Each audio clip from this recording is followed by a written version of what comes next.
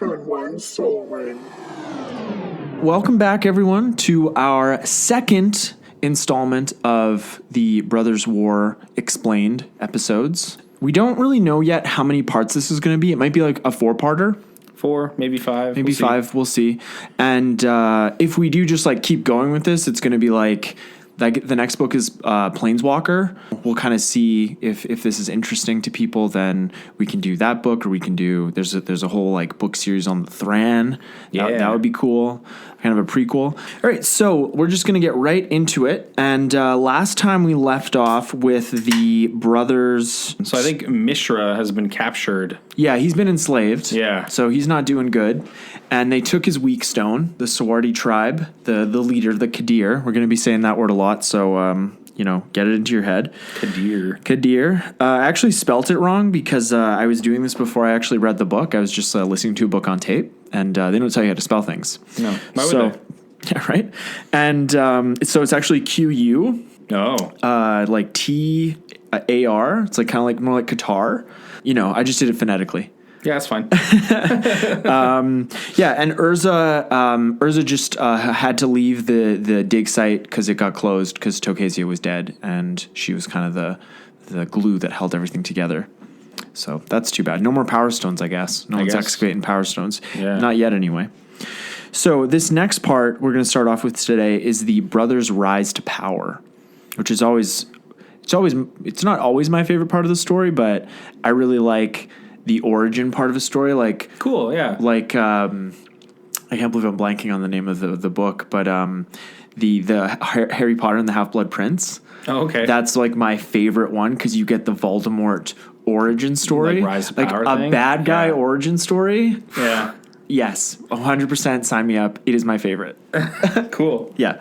I think actually, like Lord of the Rings, like my favorite is the first.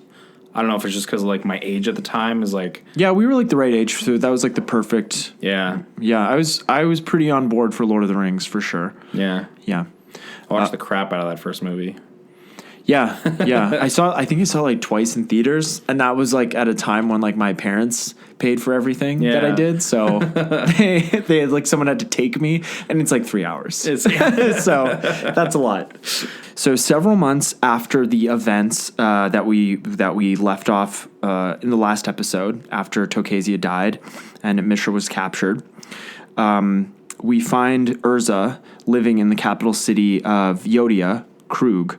And Urza has found work as an artificer. Surprise, surprise. Yeah, look at that. Yeah.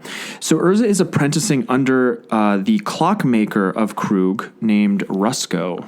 Rusko, yeah, I think it is. I think it's Rusko. And he is the only clockmaker. They only have one.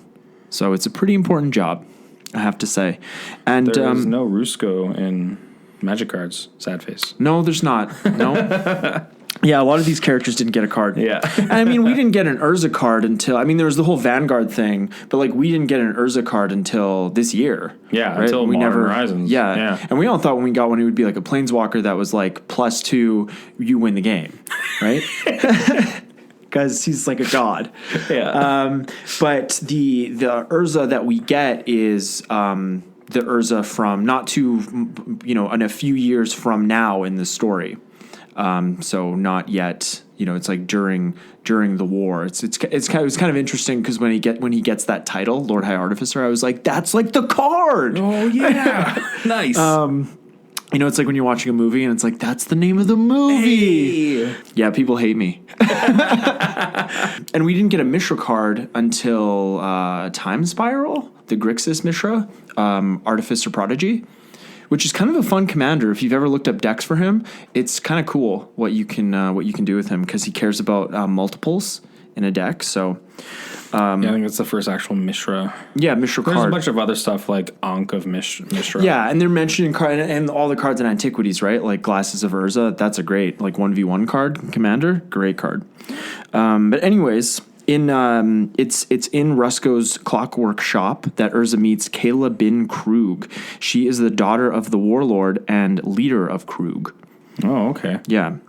And people don't really seem to have like last names in this story. I don't know if anyone else has noticed this, but like her last name is bin-Kroog. So I don't know if you like that's the name if you live somewhere. Have you been Kroog? It's like Rusk. It's like Rusco Clockmaker, Clocksmith. So Urza creates a magnificent artifact construct to win the hand of Kayla in marriage, but Urza doesn't really love Kayla. And she's the only way for him to create and study artifacts. He just marries her so that he can get in good with the warlord and leader of Kroog and kind of make his own way after that. Because he doesn't want to work in a clock shop his whole life. No, he doesn't want to be totally. an apprentice. Yeah. He wants to be a Lord High Artificer. And also, this is like a lot of stuff that happens with royalty and such. Yeah. Yeah. This is people marry people just for power reasons and stuff. So Yeah, Urza's like Meghan Markle. Yeah. Yeah. Yeah. So Urza, like I said, begins working as the warlord's chief artificer. At this time is when Urza takes on a young Tawnos as his apprentice.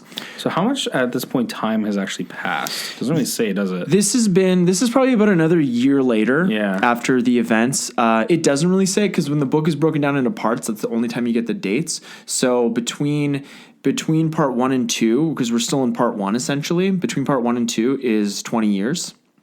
Just the middle of his life, Yeah. making his way, has a wife now. Yeah, Now so he has an apprentice, which is really cool. He has, and Tawnos, who we also saw like Tawnos' stuff, like Candelabra of Tawnos, but Tawnos' coffin, but we didn't get a Tawnos card until Commander 2018, because Tawnos was in your deck. He was one of the lieutenant commanders. It was Tawnos, Right, yeah. Urza's apprentice.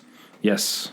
It's like my master believes that anything is possible. Yeah, that's really cool that we actually got that card. Yeah. Thomas, Yeah. Urza's apprentice. Hey, look at that. That's right. We're going to go back to Mishra now while all this is happening with Urza. Everything's coming up Urza, right? He's doing great. He's gotten Great married. life. He got married as a power play. So like kind of that's not really a great thing to do. Like don't marry someone unless power. you should love them and like, everything that goes along with that. But anyways, Mishra not doing so great.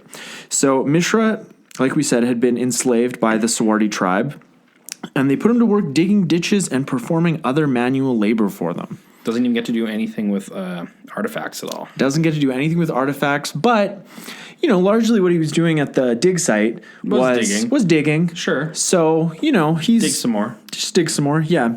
But he's not too happy about it. After realizing that Mishra is much smarter and capable, the Qadir of the Sawardi tribe gives Mishra a new job to perform.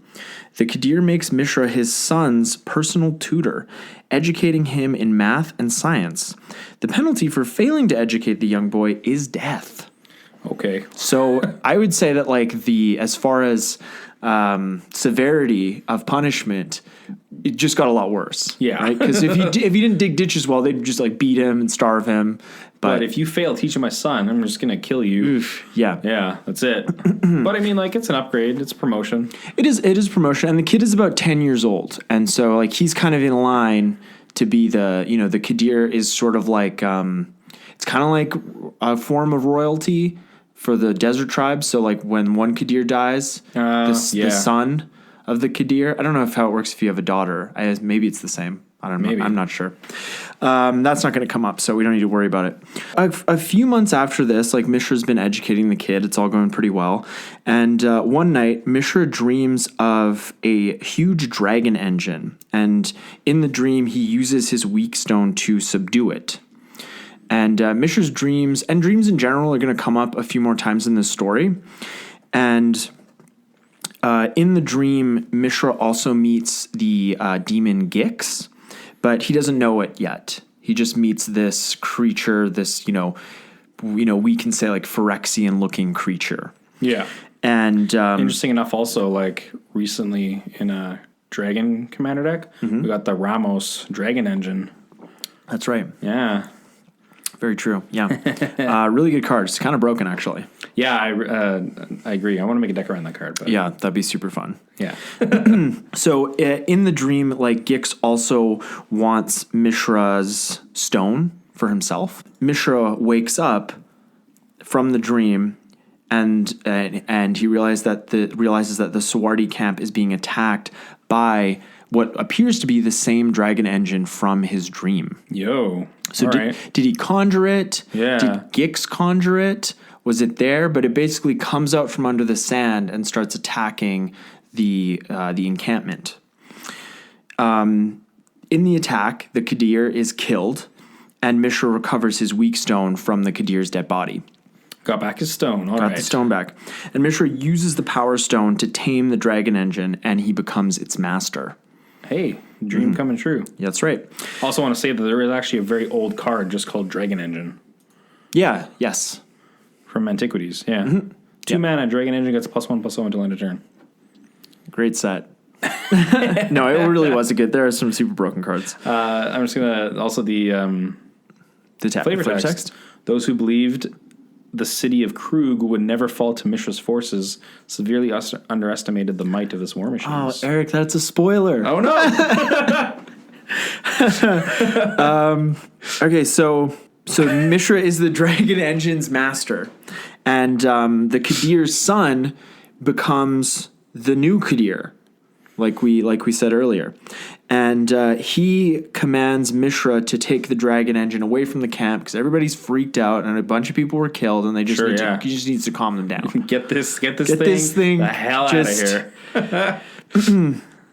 So the new Qadir makes Mishra his wizard and commands him to use the stone to help him conquer the other Falaji tribes. But he asks him to be his wizard. Yeah. Because he sees the power that Mishra can, that he has in his grasp. Also, this kid's kind of young too, though. Yeah. Qadir. Yeah. And so Mishra is in a really great position now because, he's basically like second in command to the leader of this, powerful faction, but he's so many years this, young boy's senior that it kind of allows him to, kind of control this person. Yeah, I think right now Mishra's in a very commanding position, and you may not be the one who's in the lead of everybody, but I mean... And, you don't necessarily want to be the one that's in charge because, that kind of puts the target on your head. You kind of want to be like the worm tongue, right? Totally. Yeah, let's Lord of the Rings reference, everybody. Yeah, that'd be sick if somebody's like, hey, I want you to be my wizard. It's like... I'll be your wizard. I'll be your wizard. Gotta be somebody's wizard, right? Can I use magic? So, a few years pass. I don't really know how many. But Mishra is still the Qadir's wizard and still controls the dragon engine. And since that time, they've used the dragon engine to conquer and unite the other Falaji desert tribes. So what was formerly a bunch of scattered tribes is now a big melting pot of, a bunch of people spread across this vast desert, and they have a huge army. So they're doing really good. And they could also, with their numbers, they could also threaten the large countries like Argiv and Yodia that we mentioned at the top of last episode. Mm-hmm. And that'll come up again. Those are people getting strong. That's right. So it's during this time that Mishra encounters the young artificer Ashnod. Hey. That's right. We haven't got an Ashnod card, though. No. That's the only one here. Ashnod is also able to subdue the dragon engine using a staff of her own creation, artifact staff, although to a lesser degree of control than Mishra. And it also weakens Ashnod to use her staff. But seeing the talent that Ashnod possesses, Mishra takes her as his apprentice. So both the brothers have an apprentice now. Yes. Yeah, Urza has Tawnos, and then Mishra has Ashnod. Maybe we'll get an Ashnod next commander set or something. That'd be cool because really cool. that's because we got Zansha and she's a really cool character later on in the story. Okay. I think that's a great place to put them. Right, because you can just throw them in because it's cards from anywhere, and we also have Commander Legends coming up. Hey, and right. They said that it can be. There's no plane, there's no timeline. It's just whatever. So maybe we get a Rusko card. Hey, yeah, Rusko Clockmaster High Lord or something. I don't know. We'll cross my fingers on that one, but yeah, maybe he has an Aeon engine type effect because he's like a Clockmaster. Hey, yeah, I don't know. That maybe wouldn't be that fun if you could repeatedly do that. It comes into play untapped. yeah, and he has haste. Make him is it. So we're going to move on to the next part of the story here, which I've titled Peace Talks. All right. Yeah. So as over the next few years, as tensions between Yodia, Argiv, and the Sawardi intensify, the warlord of Kroog offers the Qadir an invitation to a summit where the leaders can discuss peace. Not a bad idea. Yeah. So they decide the place to do this will be just outside of one of the large countries called Corliss, not to be confused with Koilos. And the members from the three delegations meet in the desert for the summit, and Urza and Mishra each see each other for the first time in very many years. Interesting. This would be like a really... I feel like it should be a pinnacle moment when they kind of see each other. It is. They're very surprised to see each other. They're kind of both like making it, and they're like, whoa. We're doing pretty good. Yeah. Man, this would make such a good like Netflix miniseries. This is such a good story. Well, we do have one coming on down the way. That's true. Just not about this, though. Yeah, but this would be like...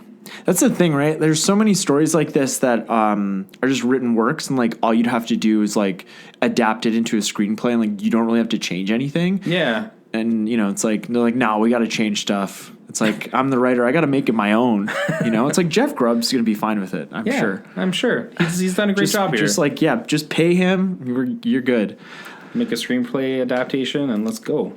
Totally. Get at her. Yeah. So the brothers speak of after they see each other and they have a little handshake. They talk about reconnecting, and they Urza wants to have a long conversation about what's happened to them over the years once the summit has ended, and Mishra's a little standoffish, but maybe being a slave will do that. Living in the desert. Urza's he's very happy to see his brother. Cool. And it's obviously like, I feel like they both know each other from the past, and like they can both see they've amounted to something. They both have power and such, and they have this family connection. So like, why not maybe also just have like a little work together? Yeah. Yeah. It would be nice. I'm sure it's not going to go that way since they don't like each other, but... Well, it's called the Brothers' War. Yeah. But yeah, it's like we said at the beginning of the last episode, it's like sometimes you just don't get along. Yeah. Right? And you just like, sometimes you just don't like someone. Sometimes. Right? And you don't really have an explanation for it. It's just like, I don't like your face. So, and they sort of make like Urza out to be like the sympathetic character, but I think we're going to find that, neither of them are really sympathetic characters. They're both just kind of jerks. Yeah, both are just kind of the worst. Yeah. and maybe the stepmother saw that and she's like, I got to get these kids out of here. Maybe. Yeah. So I was fighting all the time. They're just delinquents. Yeah. I was giving her a bad rap, but now I'm kind of changing my mind about it. Unfortunately, the brothers never get to have that reconnection or conversation because the warlord of Kroog had anything but peace on his mind. He and his troops attacked the Sawardi forces, killing many of them. Oh, wow. Yeah, just totally ambushed. It's like, hey, let's talk about peace. No. Ambush. So unfortunately, not unfortunately, but Mishra and Ashnod escaped into the desert with the dragon engine, while the warlord of Kroog was killed in that battle. So he doesn't make it out. All right. But the Sawardi forces did take heavy losses in the battle, but the Qadir survived and escaped with what remained of his men. Alrighty. So now the Sawardi still have their leader, but their leader and Mishra. Yeah, and Mishra and this big dragon engine. So with the death, like in the aftermath of the I can't really call it a peace summit, but with the death of the warlord of Kroog, Urza's wife, Kayla, becomes the queen of Yodia, and Urza becomes her prince consort. So kind of like Queen Elizabeth II and Prince Philip. Sure, like he doesn't get to be king just because they got married. Yeah. But also, it's sort of... this is just something that I noticed. So the leader of Kroog that gets killed here, he's the warlord. He's not the king. But when he dies, Kayla becomes the queen. So, I don't know. They don't explain it. It's just... All right. Whatever. But I guess they're royalty, so... Yeah. All good. All good. yeah, we can just move on to the next part here. It's the Brothers' War. We're not going to like finish this part, but this is kind of like the story's been good up to this point. This is when it gets very juicy. Alrighty. So, and this is like this is probably like 2/3 of the way through the book. Sure. I'd say. And this is sort of when I would say that the war officially started between the brothers, just because Mishra has gained quite a lot of power because, you know, without his dragon engine, the Qadir and some of the other Sawardi forces might not have escaped alive.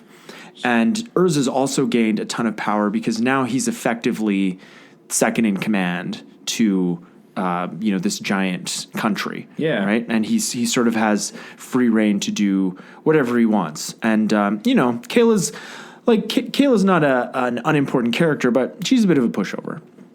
So yeah, Urza's I guess we'll find that out. Yeah, of course. So after the peace summit, Mishra was hailed as a hero by the Sawardi people. And that worked out really well for him. But the Qadir kind of blamed Mishra for not knowing about Kroog's subterfuge because he felt he should have known that his brother was, in on it. And actually, Urza wasn't in on it at all. He had no idea. So he feels pretty bad about it. And so this is going to be where like now maybe Mishra blames Urza, and it's like Urza's like, I don't know. I don't know, man. I just want to make artifacts. Yeah. That's all I'm here for. So at this point, Mishra and Ashnod traveled to the caves of Koilos inside the dragon engine. I mean, sometimes they're outside of it, but if there was like a really bad sandstorm, they'd have to go inside. Mm-hmm. Yeah. They told no one in the Sawardi tribe of their trip or destination, and they went to Koilos to find more operational artifacts like Mishra's dragon engine. All right. It was interesting that the dragon engine, when they first saw it, was just like randomly attacking them too. Like, yeah, it is kind of like alive and sentient, which is they've up to that point they hadn't encountered any artifacts like that. And that's kind of how you were saying before, how these power stones like may actually be alive in some way. Exactly. Yeah. Once they get there, they go into the caves, Mishra and Ashnod, and while searching Koilos, Mishra and Ashnod encountered a portal to the Phyrexian plain. Oh, so they didn't know that's where it was going, but that is where it ends up. Well, it's like just like a little road sign. Phyrexia. Yeah. Like and just some like random portal. It's like I guess I'll go through it. Yeah. and Mishra does get Ashnod to like use her staff to stick it through the portal and pulls it out and it's fine. And then he gets her to go through first because she's the apprentice, right? Yep. That's what you do. And then she's fine. So then he goes through. They meet the demon Gix. And we get like the full explanation of him. Up to that point, it was just his voice talking to Mishra in his dream, like years earlier. And Gix is like pretty scary looking, right? He's like that living metal, and like he's got that like weird alien face, and he's got those like all those bone protrusions. He's pretty scary looking. Cool, yeah. We don't have a Gix card either. No, we don't. Recently in Dominaria, there was Rona, disciple of Gix. That's right. Yeah. Mm-hmm. Yeah, and Gix has been like featured on cards like in artwork and stuff, but we haven't ever gotten like probably like a legendary demon creature of some kind. Yeah. And Gix again tries to take Mishra's weak stone for himself because obviously Gix, if Gix wants it, it must be, something very powerful. And it clearly is. Obviously, right? Yeah. He's using it to control this thing that's kind of the catalyst for where his status in life, right? So Gix, to try to overwhelm Ashnod and Mishra to get the stones, Gix can control the artifact, the Phyrexian artifact creatures nearby, and he uses them to attack Mishra and Ashnod. So try and get that power stone. Mishra tries to use the power stone on those artifacts, and it doesn't really work. And so Mishra and Ashnod escape back through the portal to Dominaria. And the portal closes, but not before Gix can get through it. Oh. But they don't know that he's gotten through. Okay. And so he's sort of Gix's part of the story is sort of dormant for the next few years.